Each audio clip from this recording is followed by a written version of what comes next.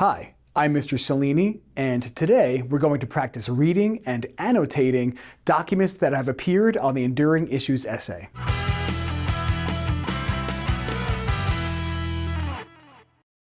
If you want to follow along, we're taking a look at the Enduring Issues essay that appeared on the Global History Regents from January 2026, so feel free to check out the link below to get your own copy.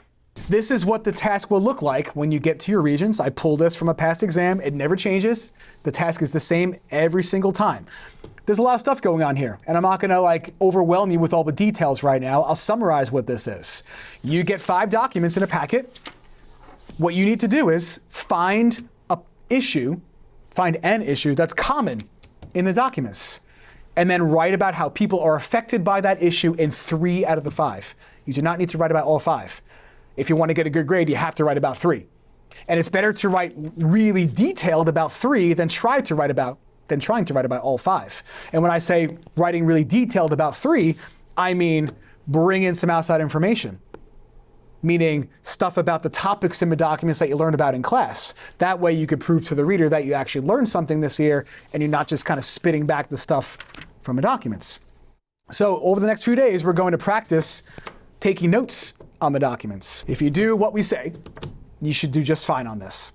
So let's turn to document number 1 and take a look at it together. What I like to do is look at the documents, try to figure out what's going on in the documents, and highlight information that pertains to who, what, when, where, and why stuff. Okay, so that's step 1. Looking at the documents, understanding what's happening, highlight key things that I can use to summarize it later. Document 1 is nice because it's a chart. Demographics of Saint Domingue. They gave us a translation. That's Haiti, 1789 to 1790. So right in the title, I've got where and I've got when. So I'm going to highlight those things. I know what demographics means. I'm going to assume you don't. Okay, so maybe I'm going to just bypass this word for now. But demographics is population stuff. Population breakdowns, free whites, free people of color, slaves. I'm going to highlight slaves. I'm going to highlight 89, and I'm going to highlight percentage of population. This helps me explain or describe the what. Haiti was a place, at least in this range of years, that had 89% of its population enslaved. There's also a word down here that helps me explain how/why. And that word is colonialism. We used a synonym for colonialism for much of the school year. Does anybody remember what the synonym is for colonialism? Imperialism. So please, on the bottom here, write the word imperialism underneath colonialism. So let's think about the document and try to make some sense of what's happening here and try to connect outside information and historical circumstances. Haiti had slaves as a result of imperialism. Who took over Haiti? Do we remember? Way back early in the school year, it was the French. You're the only kid to know that so far. Outstanding. France took over Haiti. What part of the world is Haiti in? You're close. It's the Caribbean region, okay? Haiti shares the same island as the Dominican Republic. So maybe you're more familiar with the DR, okay? It's the Caribbean. It's hot. It's humid. Tropical climate. Good for growing certain types of things. What's something that we consume a lot of that grows in a tropical climate? Do we know? Maybe something I could sell and make a lot of money growing? It was about growing sugar. And yes, can you eat sugar? Of course, but I would call sugar a cash crop because sugar is highly valuable and you can't sustain a diet based on sugar. So yeah, the French controlled Haiti to make money by growing cash crops in Haiti. It's hot, it's humid. I'm not going to bog you down with the details of harvesting sugar and converting it into that delicious stuff that goes in a pixie stick, but it's backbreaking, difficult work that the French did not want to do. So what did the Europeans use instead as their source of labor? Or who did they use? This is your hint. Yeah, they brought over enslaved Africans, okay? Some Africans went to Haiti. Some went to Brazil to grow sugar there. Some went to the southern United States to grow tobacco and cotton. More on that a little bit later. Okay, so we have enough information here to make some sense of a document. So what do we do now? We have to make some notes. And it's important that you don't skip this step when it comes to the Regents. The most important, maybe not the most important, but certainly important, is EI. And EI is going to stand for Enduring Issue. So we're going to practice this. What I want you guys to do for 1 minute, because it will jump out at you, it'll be easy. I want you to skim through this list of enduring issues and try to find me a good 2 or 3 that might apply to this source. Impact of imperialism, outstanding, right? Because if the French weren't there in the first place, none of the slavery stuff would have been happening. Impact of imperialism, excellent. Human rights violation. So I agree with you, 1000%. What is your line of thinking? Explain to me why you chose this. So let's review some general stuff you need to know for the regions that connects to what you just said. Tell me a person and a time period where they were talking about people being born with rights and stuff. Give me a person or time period, make it easier. It was always sunny outside and never got to nighttime. The Enlightenment is the time period, thank you. Who's the most important of the Enlightenment people? Chris, life, liberty, land. If I take you against your will and send you halfway across the world, I'm depriving you of your liberty and your property. And if I treat you bad enough, your life, which is definitely what happened. So yes, good call. What else? Inequality. Yes. If people are enslaved, then you're going to have inequality by the sheer fact that some people are going to have rights and some people won't. Yes, that's unequal. Abuse of power. The French have the guns and the power, and they're not being nice, aka abusing their power. Outstanding. I'll put lack of rights, and I'm not going to put demand for rights, even though you could make a case for it. That's kind of counting on the fact that you're going to remember outside information that goes with this, right? The fact that people were so mad that they had a revolution. So I'm going to keep it simple for now. Lack of rights. If I'm enslaved, I have no rights. Yes. I'm going to add one more. I'm going to put discrimination. That means treating people differently based on whatever, skin color, religion, wealth status, job. Exploitation. Exploitation of labor. I'll just use the word exploitation in general. Good word to know for the regents. Using them, taking advantage of them. Excellent. I'm going to pause this list and we're going to move on to another set of notes. You'll see why we're making these list of issues later. I'm not going to tell you why for now. Next category of notes, HC, which is going to stand for historical circumstances. Excellent. This is tough. We already talked about some of this though. So I'm gonna summarize what you guys have already said. We're gonna say France took over Haiti to grow cash crops such as sugar. That had to happen first before you get to slavery. And I'll put Native Americans died of diseases. So France used African slave labor. Next, OI. It's going to stand for outside information. This is not necessarily having to be the lead-up stuff. It's more like, okay, things that happened as a result of the document, key people, key vocabulary, other events in history that are similar. So, you tell me, what did the people of Haiti do as a result of being enslaved? They had revolted, they had a revolution.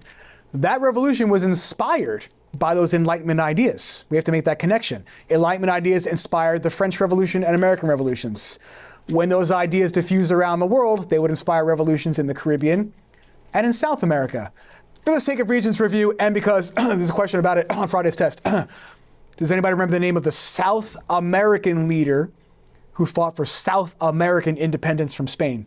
His name rhymes with Timon Bolivar. Simon Bolivar. Beautiful. Okay, we'll talk more about him later. Just taking tangents so I don't get too bored because I do this all day long. The guy who led the Haitian Revolution, inspired by Enlightenment ideas, was Toussaint Louverture. If you didn't remember that, I don't blame you. Toussaint Louverture,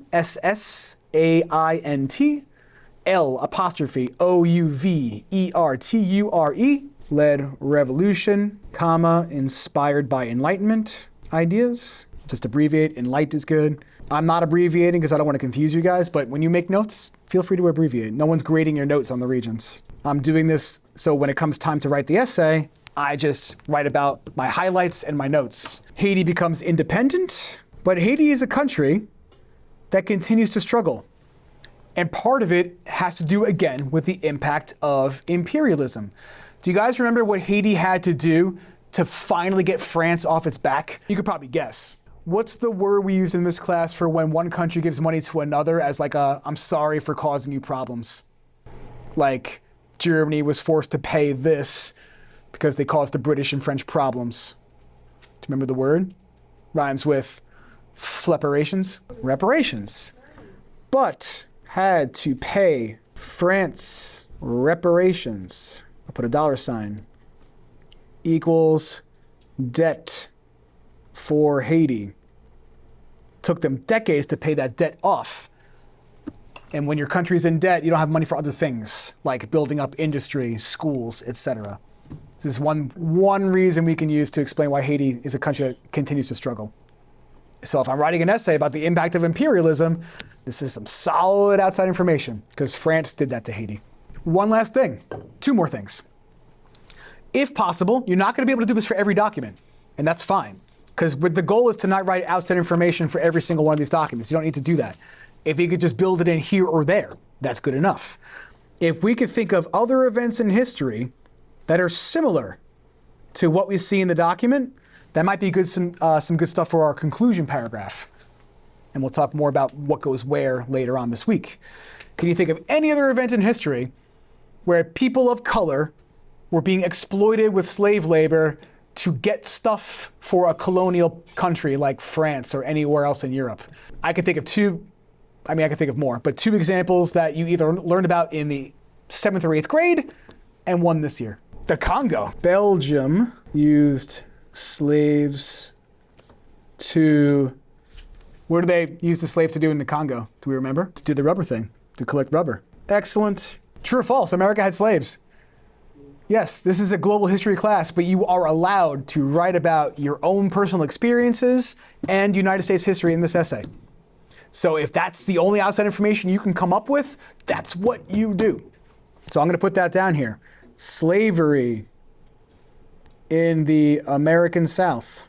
And I'll just put cotton in parentheses, because that was the big thing that they were forced to do down there. If you wrote about the Egyptians enslaving the Hebrews in ancient Egypt, you would blow the mind of the grader, because that would be an awesome connection.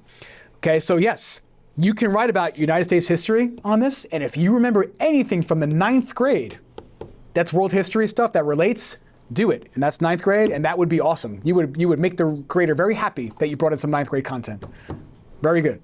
I'm not gonna write it down for the sake of time and not killing your guys' hands, but that's awesome. Can we continue the fun? Oh, one more thing to do, and I'll tell you why later. I'm going to give every document a title. And when I put a title on something, I try to think, how can I summarize this thing in 3 words or less, maybe 4 words. So I'm gonna summarize it as slavery in Haiti. Bada bing, as they say in Italy or New York City, I don't know. Next, the fun keeps rolling. Document 2.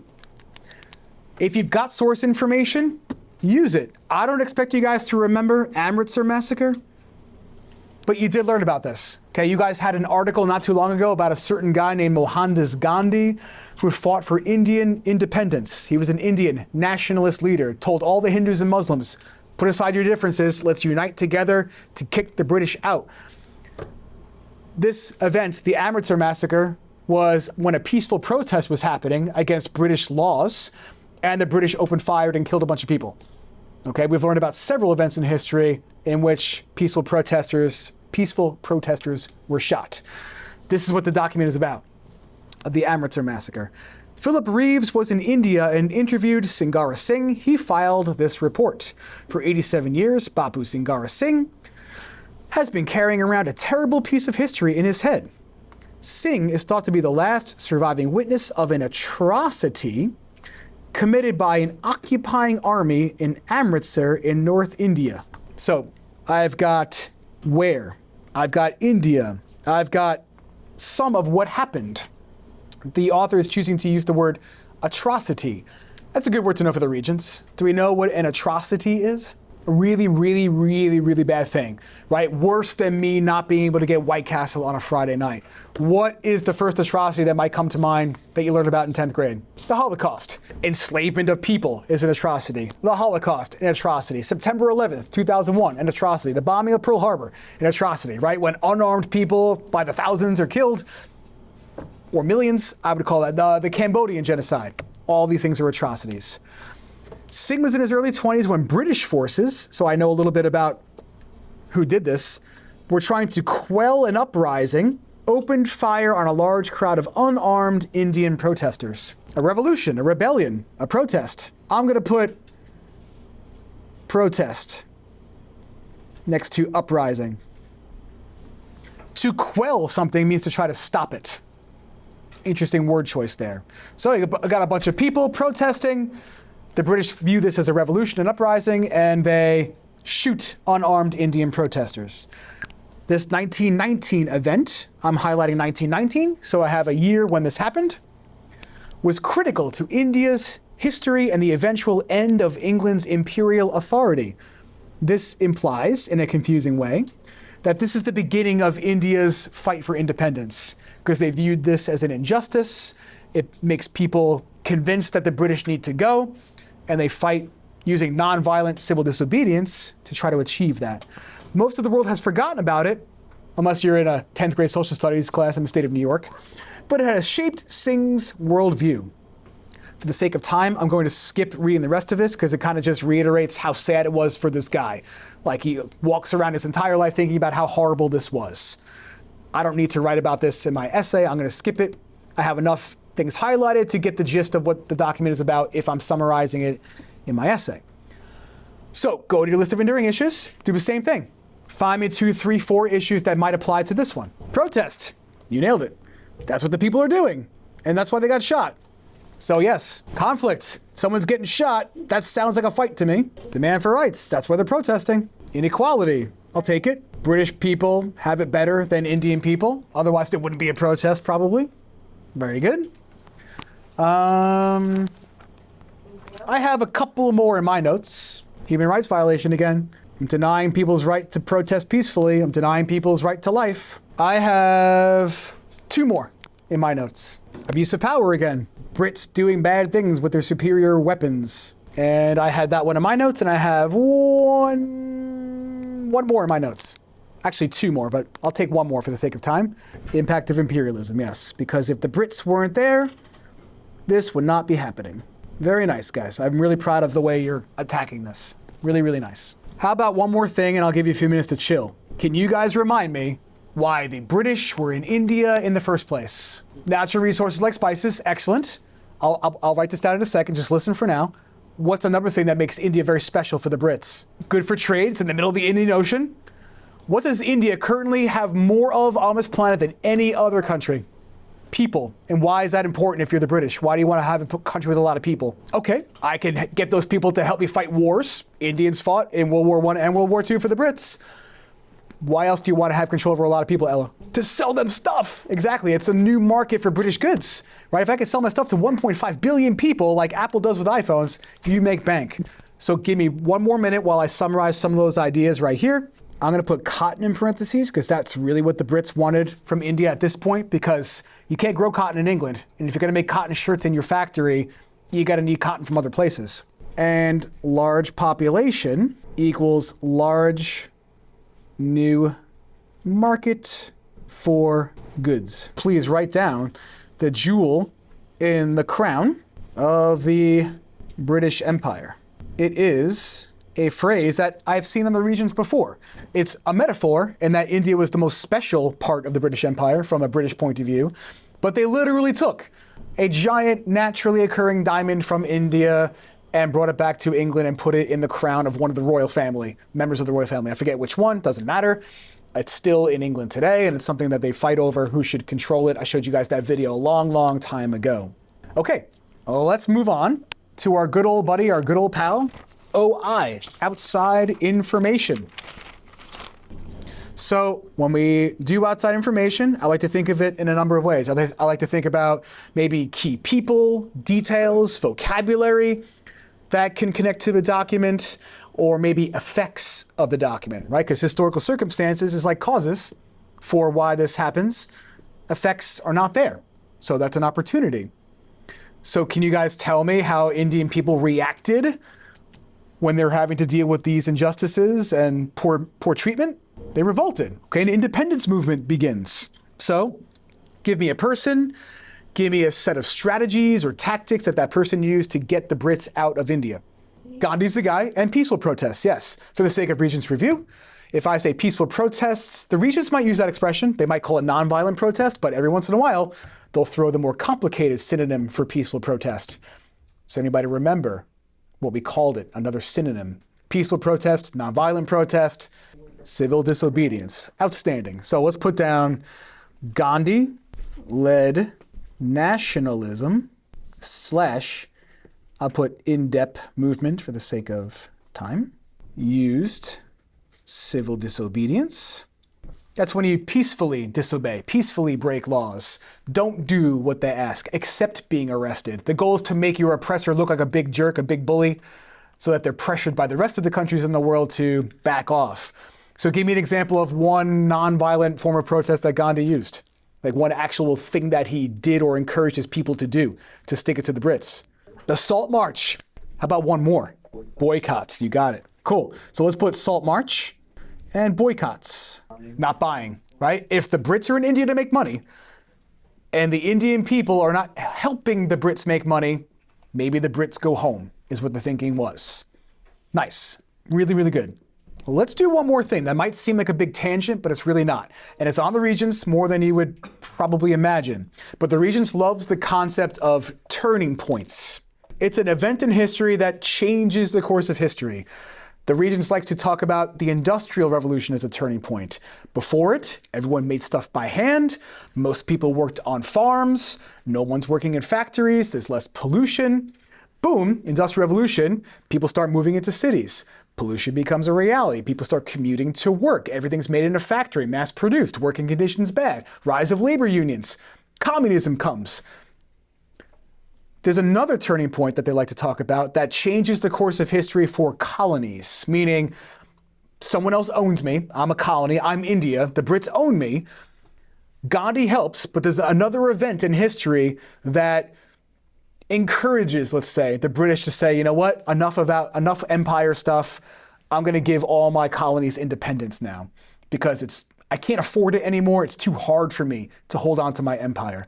World War II. Even though the British were on the winning side, the British were pummeled by the Germans for years. Even though the Russians were on the winning side, they lost millions of people. Okay, these are not countries in good shape after World War II, despite winning. They can't afford to keep their empires anymore when they have to rebuild their cities. They don't have the troops to send around the world to maintain their empires. So World War II, let's write this one down. Okay, World War II equals turning point because, I'll do a B/C for because, empires start to collapse, let's say. If you remember, we talked about how Vietnam was a former French colony. They can't hold on to it anymore. After World War II, the Brits give up India. The Brits give up Palestine. African nations are becoming independent after World War II as well. Even though the United States didn't lose any cities or factories in World War II, even the US gave up some of its territories after World War II. Next year, you talk about how the Philippines became basically an American colony for a while, but after World War II, the Philippines became independent. Though there are still some places that the French, the British, and the Americans own. Okay, one more thing for outside information. You won't always be able to do this. And that's okay. But when you can, try to think of, that says similar, believe it or not, similar events. Is there another event you learned about this year in which there were peaceful protesters not happy with their government that had to deal with being shot while protesting? The Tank Man guy, okay? That's China, and that's the Tiananmen Square massacre. And you're right. 100% right, that's an event similar to this. I'm not going to write that one down because I know, because I've already read this many times, document 5 is about that event. So even though it's a similar event, I'm not going to put it in my outside information because technically it's in the documents. But beautiful that you remember that. That's great. How about a one where the people are always running around really fast because it's so cold and you got to maintain a high body temperature? They're always rushing to get places. Bloody Sunday. Good. Bloody Sunday in Russia. Sunday, Bloody Sunday. That's a song by a band called U2. But the song they were singing about, the event they were singing about was actually a Bloody Sunday in Ireland, which you do not have to worry about for the Regents. Irish people also not happy with the British in the 1970s. Cool. One last thing to do. And again, I'll explain why later. When we have a document, I think a good idea is to give the document a title. Meaning, how can I sum up this thing from history in like 2, 3, 4 words? And sometimes it's easy because they kind of give you one. So I'm just going to borrow the source information, and I'm just going to call it the Amritsar Massacre. Next, document number 3. This one's tough. It's got some keywords that might help, but they might not help, depending on how much you've studied or remember from Global 10. All right, so you've got Khmer Rouge, 1975 to 1979. There was one day during our Cold War unit where this was the subject of the entire lesson, the Khmer Rouge. The Khmer Rouge was a group that took power in a place called Cambodia in the 1970s. Does anybody remember anything about the Khmer Rouge? Like maybe what kind of government they had? A good hint might be rouge is French for red. They were communists, okay? They were trying to bring communism to Cambodia at the same time that the communists, roughly the same time, that the communists were taking power in Vietnam. And those two countries are right next door to each other, okay?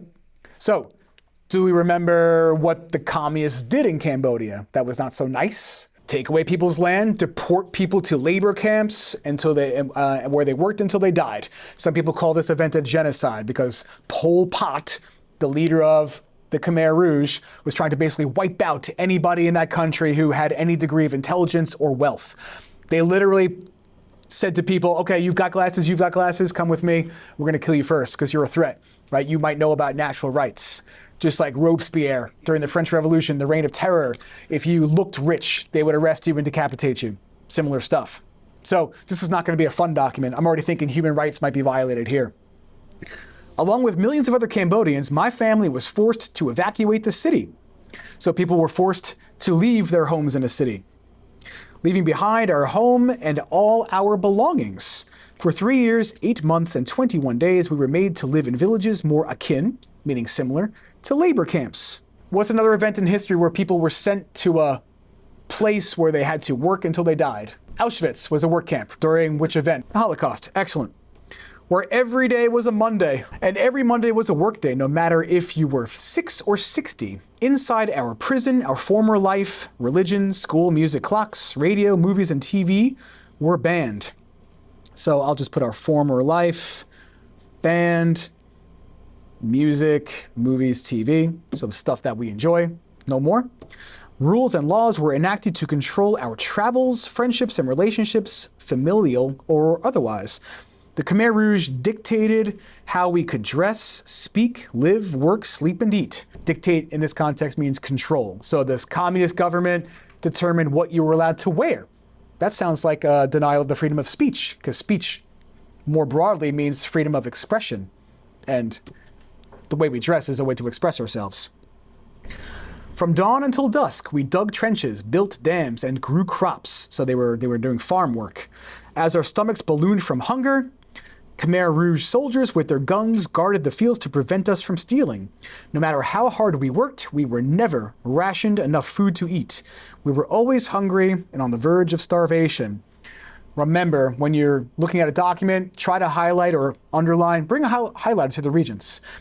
Anything I might use to help me summarize this document, who, what, when, where, and why stuff, but not all of it. You're not going to recopy the documents on the essay. Don't do that. Pick and choose a couple of examples. To survive, we ate anything that was edible and many things that should never have been eaten. We ate rotten leaves and fruits fallen on the ground. To the roots we dug up. Rats, turtles, and snakes caught in our traps were not wasted. We ate their brains, tails, hides, and blood. So, can you do me a favor right now for a minute, maybe two? Look at your list of enduring issues, find a couple that might apply, and then we'll write them down together. Scarcity. Yes.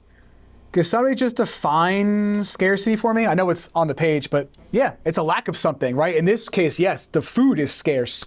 Sometimes gasoline is scarce, right? And when that's the case, prices go up, and that makes it hard to get to your work or get things shipped to you. But yes, food is scarce in the document, so absolutely scarcity applies. Outstanding. Yes, I'm going to put HRV for a human rights violation. If I am forcing you to live somewhere against your will, I'm denying you the right to liberty and your property, right? All your stuff was left behind. It mentioned that in the document. So goodbye stuff, goodbye freedom, goodbye life, because you're going to die in that prison camp, most likely. You can call famine an enduring issue. It might not be on the list. I forget if I put that on there, but famine's a problem that's never gone away in history. Remember the Ukrainian Holodomor? Abuse of power? Yes. The Cambodian Khmer Rouge have the power and they're not doing nice things with it. And yes, exploitation is happening here. If I'm forcing you to work without pay, that is the epitome of exploitation, taking advantage of people. HC is going to be tough. Historical circumstances for the rise of communism in Cambodia, quite frankly, are extremely complex. And I'm not going to bog you down with a lot of the details there. But one thing we could say that's relatively simple is that Cambodia was a former colony owned by France.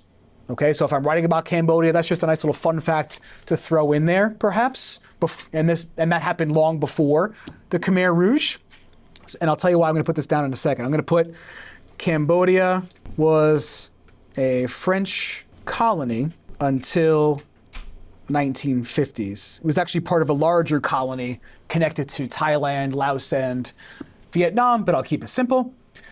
Oftentimes, when we see these communist revolutions happen, people kind of see communism as a way to unite people to overthrow a European country, right? If I'm looking to get a whole bunch of people on my side really quickly, I could promise them peace, land, and bread. Now they're on my team. I've got a powerful, large army that I can use to overthrow somebody else. So communism kind of grows in Cambodia as a way to resist the French and as a way to resist the Americans, because they have a role in this a little bit because they're involved right next door in Vietnam. That's all very confusing stuff. We don't need to worry about that right now. But let's worry about some of the more simple things that we already mentioned. Can someone recall, because we said it before, who the leader was of the Khmer Rouge? Pol Pot, leader of Khmer Rouge. And the actions they took against the wealthy and the intellectuals of Cambodia, some people call an example of a genocide. Okay, so I'm just going to throw that word in here, because sometimes they'll use ethnic cleansing or genocide as a key term associated with the Khmer Rouge's behaviors, I'll say. Okay, how about similar event? This should be easy. You said it before, the Holocaust, yes. And this is less notes than before. And that's gonna happen. On the Regents, you're gonna know more stuff about some topics than others. That's normal. And like I said, you don't need to have outside information for every one of the documents to do a really good job in this essay. So don't get caught up and stressed out that you don't know outside information for one of the documents. You still gotta write about 3, but if you only have outside information for 2, or even 1, it's gonna be okay. Just try to be as detailed as you can with what you know. We forgot to give a title. If you had to sum up this document in 2, 3, 4 words, doesn't have to be perfect, what would you say? Life during, I'll put the rule of. I know it's a little bit wordier, but that's okay. It's an excellent title. Next document. This is one that we're gonna know a little bit more outside information about, I hope, because we covered it recently. I, at the top, see a country, South Africa. And if you get a document about South Africa, I guarantee you it's gonna be about a certain racial injustice. Do we remember the policy or the name of the policy? Apartheid, yes, apartheid. Do we remember the name of the guy who fought to end apartheid and became South Africa's first democratically elected black president? He might be on the wall back there, next to Babe Ruth and the Apollo 11 astronauts. Nelson Mandela, he's like the Gandhi of South Africa. Okay, tell me about apartheid. Yeah, it's racial segregation. White people get the best land, the good neighborhoods, the good schools, the good jobs. Black South Africans, they're not good of all those things. So I already know that's what this document is going to be about because I've read it, but always, if you get something about South Africa on the Regents, it's going to be about apartheid. I can guarantee it. So this is confusing. There's a lot of big words here. Luckily, they define most of the hard words. Influx control, in this case, that means movement control, and the colored labor preference policy played a pertinent, meaning important role in frustrating and dehumanizing black people in South Africa. If I'm dehumanizing somebody, it means I'm treating people like less than human, which is code for very bad treatment. Evidence before the Cape Town Supreme Court suggests. Cape Town is a place in South Africa. In the trial of 13 men convicted of being African National Congress guerrillas, African National Congress is the group that was fighting against apartheid, just like the Indian National Congress was the group fighting against British rule in India. How about gorillas? It's not the animal, that's G-O-R. What is another gorilla that you talk about in history class? Actually, we don't talk about the animal in history class ever, do we? It's guerrilla warfare, okay? So what's guerrilla warfare? Yeah, you're sneaking around and hitting your enemies and they don't even see you. Maybe you're hiding in a tree and you shoot a government official before they know what hit them. Maybe you do a terrorist attack, okay, against a government building. These are guerrilla tactics, guerrilla fighting. And these people are being put on trial for being associated with these kind of actions. Nelson Mandela was one of the people that was on trial during all this. At least 6 of the accused told how they were adversely affected by the government's policies. If I'm adversely affected by something, I am negatively affected by something. Sazi Veltman, a 29-year-old post office clerk from Nyanga, told the court in mitigation of sentence how the pass laws had hindered his life. What does it mean to hinder somebody from doing something? Stop, prevent. So these laws, these pass laws, I'll re-explain in a second. You did learn about this earlier in the year. Were hindering someone's ability to live, preventing them from living their life to the fullest. Imagine, like you guys are in school, if you want to go to the bathroom, you have to have a pass. If you want to wander the hallways, you have to have a pass indicating where you're supposed to be going and where you're allowed to go. Now imagine this applies to your life after high school as a full-fledged adult. You want to go to New Jersey? You need proper documentation allowing you to enter New Jersey. And you can only get permission to get those papers if maybe you could demonstrate that you have a job in New Jersey. And then your pass also says you have to go home after working hours are over. You can't linger. Okay, so this did not apply to white South Africans. This applied only to black South Africans. He said he came to Cape Town when he was 9, shortly after the death of his grandfather. His mother had died when he was 2. For 2 years, he was refused entry, that's part of what we talked about, to schools in the Cape Town area because he was considered illegal. So he did not have proper documentation to be in the area or to go to the schools. He had to hide whenever pass law inspectors came to his aunt's house. Veldman said he was arrested for not having a pass when he was 14 years old. Imagine being arrested and thrown in jail when you're 14. Actually, I don't know if he was actually thrown in jail, but he was certainly picked up by the police. He applied for a pass when he was 16, but was ordered out of the Western Cape by a Mr. Foree, who said he was not interested in my stories. He had heard enough lies from us Bantus. Bantu in this context is like a derogatory term for black South Africans. Veldman described the humiliation and suffering of pass laws as the fear of a loud, rude bang on doors in the middle of the night, the bitter humiliation of an undignified search, the shame of a husband and wife being huddled out of bed in front of their children by police and taken off to jail. So people being taken from their homes in the middle of the night by the government for not having proper paperwork and being treated poorly. Okay, find me some enduring issues, quick. Absolutely inequality, yes. Black South Africans being treated worse than white, and then, try that in English. White South Africans being treated better than black South Africans. That's unequal, yes. Abuse of power, right? The white minority government is not doing nice things with their authority. HRV for human rights violation. If I'm being told I can't go where I want to go, I would call that an infringement, or maybe my liberty is being hindered, to use a word from the regions. Impact of imperialism or colonization. So make the connection. Who took control of South Africa? Thereby, that explains why there are white people in South Africa in the first place. The Dutch. Excellent. The Dutch, and then later the British come in as well. Good call. So I can make a case then for impact of imperialism. I'll put impact of imp for the sake of time. What else? Give me a couple more and then I'll leave you alone for today. Conflict, because guerrilla warfare is going on. That's conflict, people fighting each other. Insecurity, people feeling unsafe, right? You're in bed, sleeping, and then boom, the government bursts in, takes you away. That's feeling unsafe, feeling insecure. I'd agree, I have that on my list as well. Lack of rights, demand for rights. How can I justify these? If I'm using guerrilla tactics against the government, I'm demanding rights, that's why I'm upset. And yes, apartheid is definitely a lack of rights for black South Africans. I can't go where I want to go. What we are up to now is historical circumstances for document number 4. So let's put the Dutch colonization of South Africa, because without that, there would be no apartheid and there would be no impact of imperialism to discuss. Let's go into outside information after that. Just to recap, right, the outside information thing should be a couple of things. It could be key people, key terms that connect to the document, key concepts, effects of the history that are in that document. Circumstances is the before.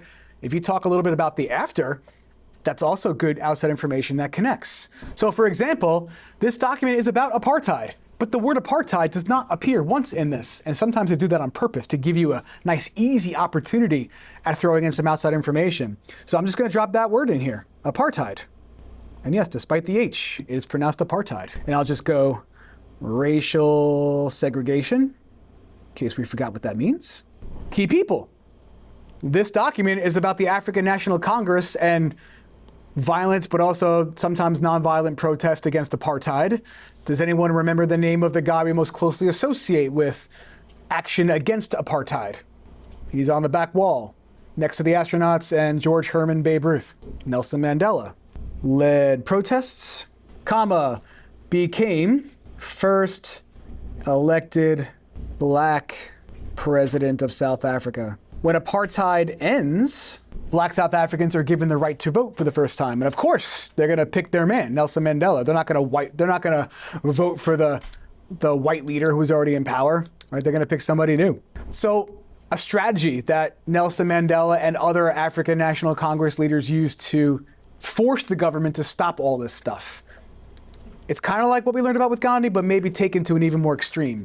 Yes, tell me about embargo. Other countries around the world said apartheid is bad, right? And we had proof of that. I think I showed you guys screenshots from movies from the 1980s where in the background there's like free South Africa posters. This was a big deal even here in the US. A lot of people were like, this is wrong.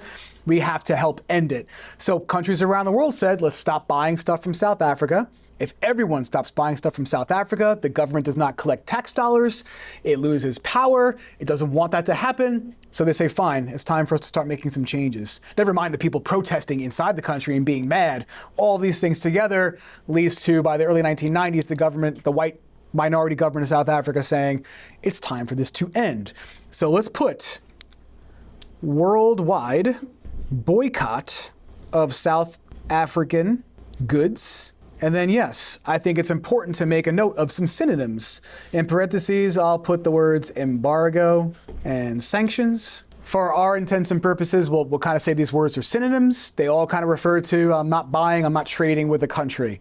How about a similar event? Because remember, part of outside information is what else can we compare this to? Because in our conclusion paragraph, we're going to have to keep building the case that this is in fact an enduring problem, whichever one of these problems we end up choosing. Can you think of any other events in history? And remember what I said yesterday. 9th grade history is allowed. United States history is allowed. Your own personal experiences, if they relate to the stuff that's being talked about, are allowed. Like it could, I cannot see the regions until you see the regions. So I have no idea what's in that big booklet. I'm sure that it's already done and probably in a safe somewhere at the school. It's possible that you'll have an enduring issues essay where the vast majority of the documents is about migration or refugees. There's a ton of people in this school that had to leave their home because of war, environmental stuff, conflict, and had to come here. If you write about your own experiences, that's no different than a personal story in a document. That counts. You got to go beyond, oh, my grandpa experienced this too. You want to tell more about that. But yes, you can talk about that. So based on what I just said, can we think of any other examples of racial segregation and injustice in that regard in world history or any kind of history? Okay. Yeah, in the southern states of the US.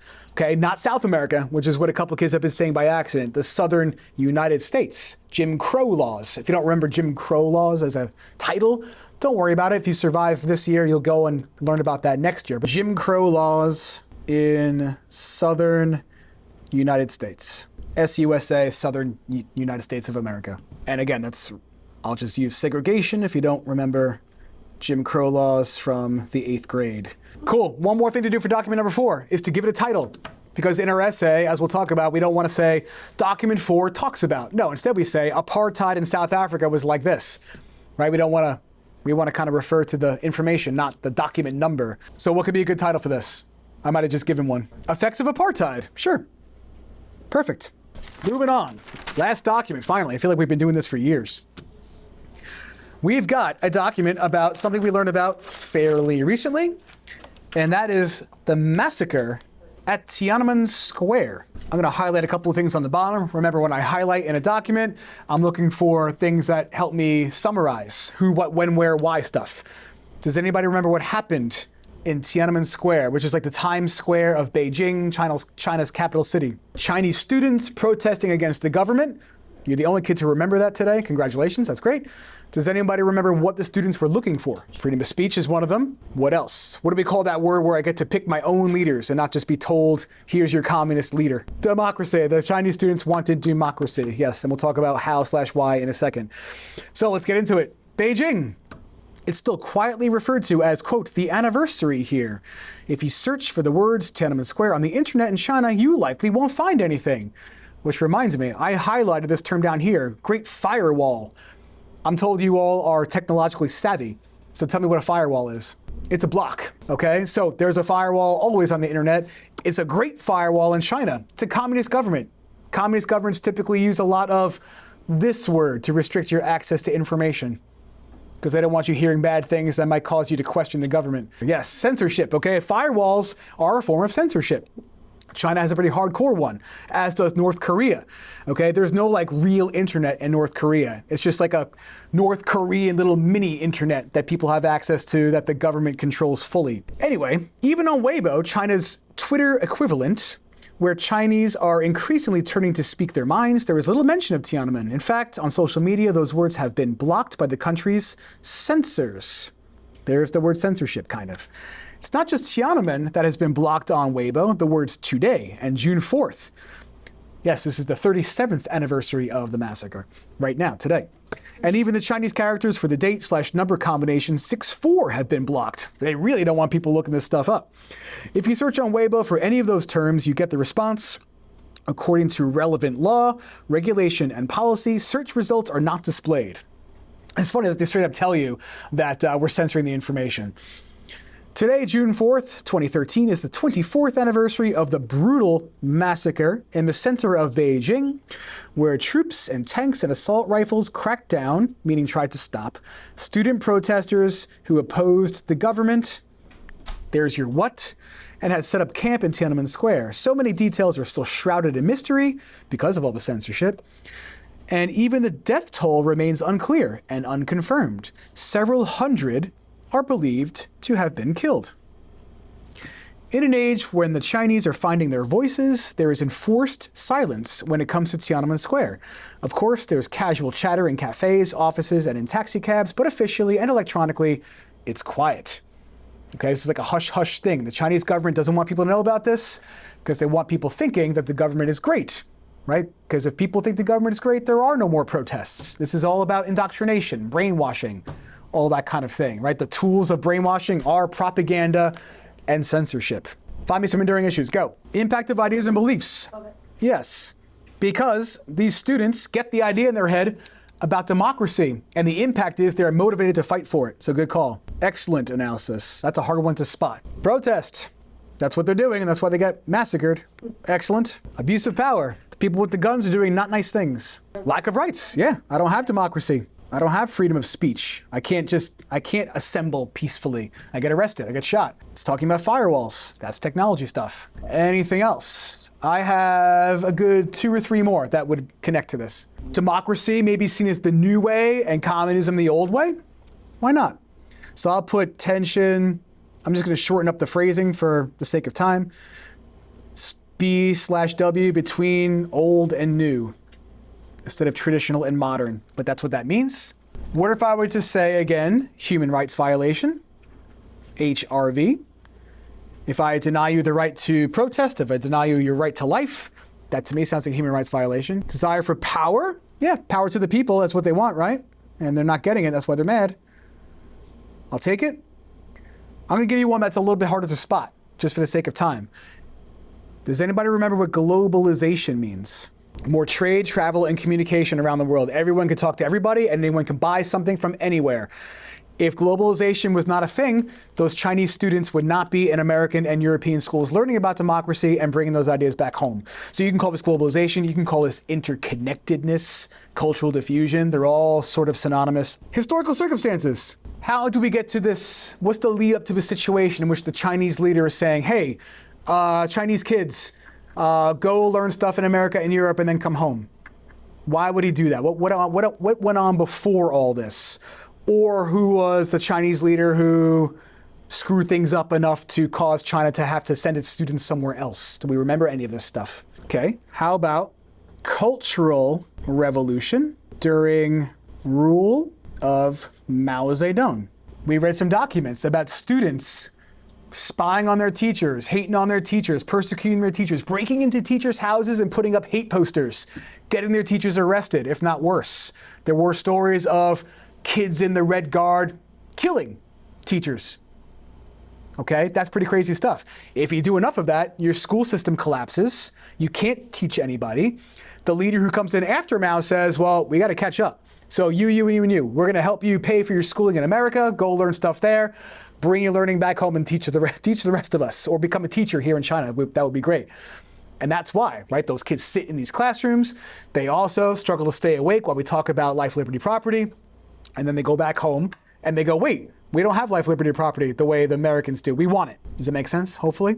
So does anybody remember the next leader who starts to open up China to the rest of the world and encourage that kind of cultural diffusion, and also encouraged more capitalism in China to get their economy going? Deng Xiaoping encouraged free market reforms, interaction with the West. Remember all that foreign investment coming into China, right? China's like, wait, our society's messed up because of years of communism. We have no industries that are good. So, hey, Apple, you want to open up a factory in China and, pay our workers next to nothing? Come on down. What's the key term where we restrict access to certain information again? That's not actually in this document in its fullest form. Censorship. If you drop that word in, if you're writing about this document, that would be considered outside information, because that word in its fullest form does not appear in that document. Censorship is often used by communist governments and fascist governments to keep power. So I'm going to put censorship in other communist. I'll do COMM period for communist countries. Can you give me one specifically that we learned about, or a leader who used it? Maybe a country and a leader that went so far as to doctor photos to remove things that the photo showed that were not good for the country's image. Remember the video with the guy with the stolen watches in World War II, which would signify that that person has more wealth than somebody else, and that's bad in communism. So they removed the watches from the guy before they published the photo. Stalin and USSR. I'll put photos in parentheses so you have some idea of why I'm doing that. There's another country that we talked a little bit about, North Korea. Kim Jong-un. He can come up on the Regents. Usually if you get a North Korea question on the Regents, it's about their nuclear development scaring us, or famine among the North Korean people as a result of communist ideas. You never know. There could be some censorship. Can you give me another policy in China during the 1980s that's another form of repression? They repressed people by not allowing them to elect their leaders, and they were ticked off about that. What else was very restrictive in China during that time that people may have been upset about? Maybe one thing. Yes, the one-child policy. Excellent. I would call the one-child policy outside information that could support human rights violations. How about a fun one? Does anybody remember what we called that person who literally stood up to the Chinese army as it was going into Tiananmen Square? We have a nickname for the guy because we don't know what his name is. The Tank Man guy. Excellent. Really good, guys. Give me a title. Massacre at Tiananmen Square. Perfect. The hard part now is, what do I do next? The second step of all this is decide which issue you're going to write about. Issue, singular. I can't tell you year after year after year how many kids I see who do this and write about 3 different enduring issues. That's the recipe for disaster. You have to pick one, because they're testing your ability to find common patterns across history and prove that one issue is consistent over time, not a bunch of them. This is an easy one in that just about all of these issues, this is why we did this list, because it's going to help us identify common ones. Just about everything that we wrote down under each one of these documents is the same, with a few exceptions. It won't always be that way. Sometimes this will be harder. For example, globalization, this is the only time we wrote down globalization. This is the only time we wrote down impact of technology. So under no circumstances do you write this essay about those issues, because you would only have one document to write about them. Does anybody remember how many documents we have to use for this essay? Minimum. You should probably just stick to the minimum and use a lot of outside information. But what do you got to do to get a good grade? How many? 3. Okay? Write about 3 documents with detail and outside information instead of trying to cram in all 5. Okay? You don't have time to write about 5 documents. It's not even worth trying. So step number 1, find one that's in common. I'm going to pick one for us. I'm going to pick human rights violations. Next week, when we do this a little bit on our own, you're going to pick one on your own. But human rights violations is in every single one of these. So I have a lot of flexibility there. I could choose among the 5. So what would be your next step? You know you can write about all 5 if you want to, but you only have to write about 3. What would be your thought process as to how to choose the 3 out of the 5? What would you do? Pick the ones you know the most about. The ones you know the most about are the ones you're going to have the most notes about, right? Because you want your paragraphs to be beefy with outside information and context, aka circumstances, if you can. So when I flip through the notes that you guys came up with for these documents, Cambodia is lacking. I'm not writing about Cambodia then. It seems to me like we don't know a lot about Cambodia. And Haiti is maybe a close second. Maybe not a lot of notes about Haiti, but we have a lot of notes about India. So maybe I'm going to choose document number 2 because it's about human rights violations and we have a lot of outside information. We can also write about apartheid because it also has human rights violations and a lot of outside information. And China, a lot of notes, and look, human rights violations. So that's like your 2 criteria. Find one that's common in 3 out of the 5, and then pick amongst the documents the ones you know the most about and have the most outside information for.